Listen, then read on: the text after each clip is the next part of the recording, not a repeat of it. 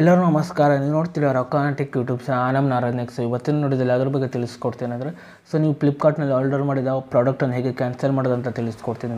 ವಿಡಿಯೋನ ಸ್ಕಿಪ್ ಮಾಡಿದೆ ಕೊನೆ ತನಕ ನೋಡಿ. ಸೊ ನೀವೇನಾದರೂ ಫಸ್ಟ್ ನಮ್ಮ ಯೂಟ್ಯೂಬ್ ಚಾನಲ್ ನೋಡ್ತೀರಾ ಅಂದರೆ ಈಗಲೇ ಸಬ್ಸ್ಕ್ರೈಬ್ ಮಾಡ್ಕೊಳ್ಳಿ, ನೀವು ಆಲ್ ನೋಟಿಫಿಕೇಶನ್ ಕ್ಲಿಕ್ ಮಾಡ್ಕೊಳ್ಳಿ. ಸೊ ನೀವು ಹೀಗೆ ಮಾಡಿದ್ರೆ ನಾನು ಹಾಕಲ್ಲಿ ಹಿಡಿದು ನಿಮಗೆ ಮೊದಲು ಬಂದು ತಲುಪುತ್ತೆ ಅಂತ ಹೇಳ್ಬೋದು. ಸೊ ಬನ್ನಿ ಇವತ್ತಿನ ನೋಡಿ ಸ್ಟಾರ್ಟ್ ಮಾಡೋಣ. ಸೊ ಮೊದಲಾಗಿ ನನ್ನೊಂದು ಟೆಲಿಗ್ರಾಮ್ ಚಾನಲ್ ಲಿಂಕನ್ನು ವಿಡಿಯೋದ ಡಿಸ್ಕ್ರಿಪ್ಷನಲ್ಲಿ ಕೊಟ್ಟಿರ್ತೀನಿ. ಸೊ ನೀವು ಬೇಕಾದರೂ ಹೋಗ್ಬಿಟ್ಟು ಫಾಲೋ ಕೂಡ ಮಾಡ್ಬೋದು.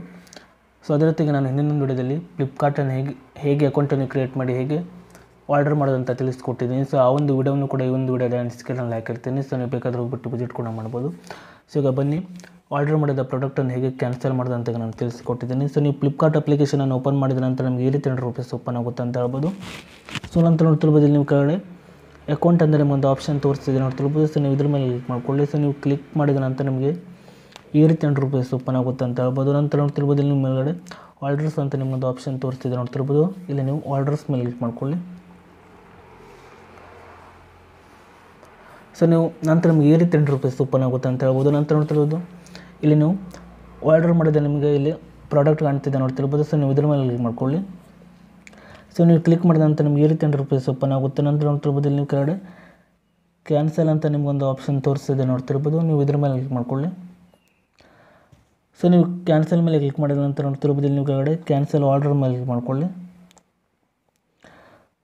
ನಂತರ ನೋಡ್ತಿರ್ಬೋದು ನಿಮಗೆ ರೀಸನ್ ಫಾರ್ ಕ್ಯಾನ್ಸಲೇಷನ್ ಅಂತ ನಿಮಗೆ ತೋರಿಸ್ತಿದೆ. ಸೊ ನೋಡ್ತಿರ್ಬೋದು ನಿಮಗೆ ನೀವು ಯಾವೊಂದು ಕಾರಣಕ್ಕಾಗಿ ಈ ಒಂದು ಪ್ರಾಡಕ್ಟನ್ನು ಕ್ಯಾನ್ಸಲ್ ಮಾಡ್ತೀರಾ ಅಂತೇಳಿ ನೀವು ಎಂಟರ್ ಮಾಡ್ಕೊಳ್ಬೇಕಾಗುತ್ತೆ. ಸೊ ಈಗ ನಾನು ಎಂಟರ್ ಮಾಡ್ತಿದ್ದೇನೆ.